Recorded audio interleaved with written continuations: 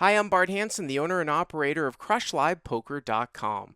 The following hand comes from our call-in show that we record at 4:45 p.m. Pacific Time every Monday. If you want to call in your hand, check out the phone number in the description. The Mayor Star St. Charles at a Okay. 1-3. 1-3. This is actually my first hand. I buy him for 300, the max. So it's a 300 cap. 300 cap. Okay. Yep. And I am under the gun +2. Okay. And I look down at Ace King of Diamonds. Okay. I have so I raised to 15. That's pretty much my standard open in some of these games. I mean, by the way, this is another example here too, and that's probably what is the standard open, but what I was talking about with the previous guy, if the standard open is like 15 and then when there are limpers, people start adding, say, $3. So like if somebody limps in, people make it 18. If two people limp in, they make it 21. Mathematically, yeah, you're starting with 100 big blinds, but it's not really the case in the true sense of the word because of the initial 5x open and the nature of the multi-way pots that happen at this level. So it's much more restrictive. So the ranges should be a little bit wider, obviously getting in, than looking just from afar at what your stack size is with what the big blind is. And that's one of my questions is that I beginning when I started getting into poker, I started at more like a traditional like 3 or 4x, and I was getting like almost the whole table to call. Yeah, and I wasn't staying in the field as much as I'd like to. Is that something that I should make? That's just some bad variance that I had at that time, or is 5x still a good starting spot? That's kind of been my sweet spot. That's been standard for me, but I just wanted to get your thoughts. I think 5x is probably fine because of the fact that people tend to have again, like probably a static calling range to a certain amount up to a certain point, meaning that like you probably want to raise an amount with your hands that you want to raise for value up to what people will call. And if people are going to call with like Queen 9 offsuit to 3x, then you're just losing out by not raising to 5x. Again, that's to a certain point. Now, obviously, if you raise smaller, there is a little bit more maneuverability, like in an advanced way. Like the post-flop stack depths are deeper.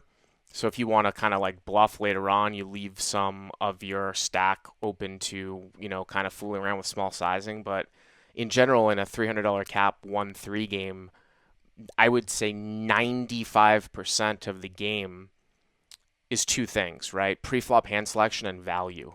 Like you're not overly concerned with like running huge bluffs in this game. So because the value trumps the bluffing by quite a bit exponentially, then yeah, you just want to raise an amount that people will call.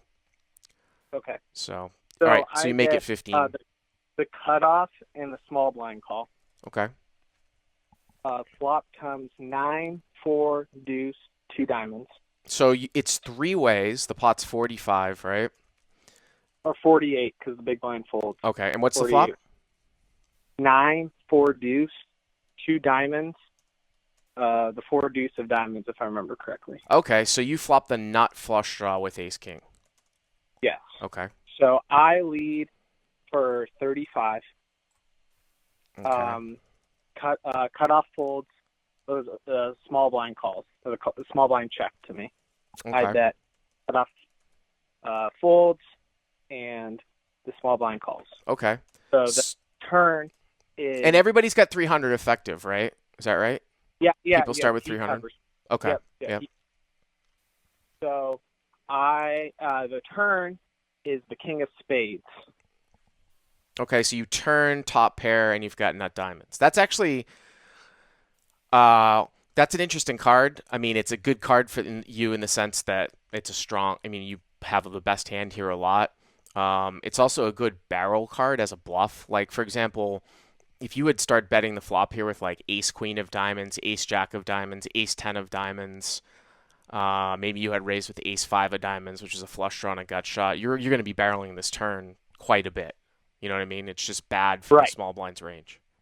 But on the flip side, it's actually even though it gives you the best hand, it's not the greatest card for you now because it's bad for the small blind range. Right. So, So that's kind of what was my thinking. He checked to me again, hmm and I bet 65. yeah, I was gonna say I would just size down now if you're gonna bet. Like Yeah. maybe you might even be able to.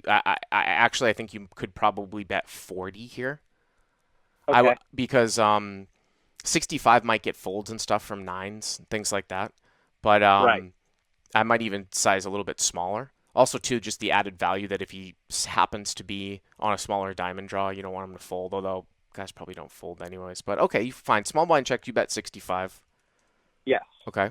And he calls, and So so the so small blind the calls, right? So the pot now is about, we'll call it 250. It might be a hair less, and you guys have about 200 left in your stack, right?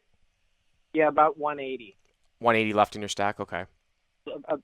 About, if I remember, yeah, about 180. Yeah. So the river is a total brick. Like, Okay. doesn't complete a straight, doesn't complete the flush. I mean, it's absolute brick. And he checks to me again. Well, when you say it So, doesn't complete a straight, you well, I mean mean, so if it's he has probably some, like a 6 or a 7 or an 8? Is that what you're saying? That's a brick? Because it can't be I like was 3 saying or it's like 5. his film was when it was two. I've seen some guys show up with like 3-5 when Uh-huh. the flop came 9-4 deuce. Right. So I was thinking there's a small chance you might have 3-5 of diamonds. Like I've seen that just kind of where I neglect the straight on a flush draw board. Right, but you're saying And that the straight did not come in here, right? no, it did Okay. not. So It did let's not. just call this like a offsuit 7 then. Yeah, it was like an offsuit 7. It was something like that. It was like an offsuit 7. Okay. And he checks to me again. Okay. And in my head, I don't know what I beat. Like what's going to call me, like that the outside is maybe like king queen. So I didn't want to size too much. I sized to 95. So you bet 95 into about 250, right? Yeah. Okay. Yeah. I mean, that's fine. I mean, you might even go a little bit smaller. It's just really difficult for the small blind to have something that's strong here. Yeah. Because I feel like they're going to raise off a good portions of their sets on the turn. They're just going to check raise all in. So if we're looking at the river as a 7, there's just, I mean, I guess you can occasionally lose to some sort of weird 2 pair, but you should have the best hand here, which means that you have to bet. I thought you were going to say you were considering checking back the river, and it's just Well, I don't know. I thought it was way too weak, Yeah. but he ended up snapping me off with king 9 offsuit. So he just check called the turn. Yes, just check called the turn. Okay. I don't think you Which- did anything wrong. It was just one of those hands where I felt like I in the moment I was like it's way too weak to check the Mhm. river, Mm-hmm. but after the fact I talked about this with some of my better poker friends. Yeah. And there were some mixed feelings as to what are you getting called by there that's going to check call 2 streets, that's not going to have bricked out and just fold unless you're just going to like jam a check raise bluff, which rarely happens. Right, to induce. I mean, listen, your hand is actually slightly. You'd rather have aces here, or you'd rather have ace king without a diamond in it, so that he could have king x of diamonds. Or here you do block some kings, but still, you still have to bet though. I mean, if you bet the flop and you run into like top pair, especially when you run into a top pair that's not an ace, like say the turn was like a queen or something like that, you do have to probably go for multiple streets. Just make them small. Checking back here, ace king, I think would be a disaster at 1-3.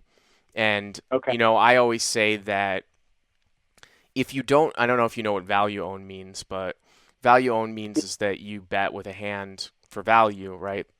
That's worse than your opponent's hand, and they call you with a better hand. But the thing about the math of value betting is that when it gets checked to you on the river, when you bet, right, you have to have the best hand more than 50% of the time when called for it to be a positive EV bet. It's a complex scenario because that in itself isn't 100% correct. It should be more like 60% because it will have something to do with sizing. But let's say that we're targeting the thinnest parts of our range where we're going to bet with a hand when called that's good 60% of the time. And then we start from there as our value bets. If you see these old guys who are nits, right, that never bet the river unless they've got a super nut hand, when they bet the river for value and get called, they're good 100% of the time or 90% of the time. Do you think that that's good to be good 90% of the time when you value bet on the river? No. No, of course No. not. Because if they're good 90% of the time, that means that they're losing value between 60 and 90. Whereas you would be betting with a certain hand that's going to be good when called 70% of the time, they're checking it back. So if you're at that 60% point, then when you bet for value and get called, you're going to lose sometimes. And for all you guys that are new to poker or low stakes, if you're always betting for value on the river, and when you get called, you always have the best hand, you're not value betting thinly enough. And there is variance in that how often that you value own yourself. And it can be quite extreme sometimes. There seems like sometimes there are sessions where I'm constantly value owning myself, but it doesn't mean that anything's wrong. It's just like getting a bad beat, you know? Yeah. Yeah. I've been really getting a lot better at getting some more thin value, knowing when to, but this was one of those spots where I guess I had a session where this session kind of went rough. Like when it came to value betting, I was getting trucked, and I was really analyzing this session. Was I going too thin in some spots and stuff like that? Well, anyways, thanks for the call. Appreciate it from Kansas City. Hey guys, if you like what you've seen here, please click on the subscribe button and you'll get notified every time we put up a new video. And if you want to check out crushlivepoker.com for the first month free, use the code YTA100. Click on the link right there.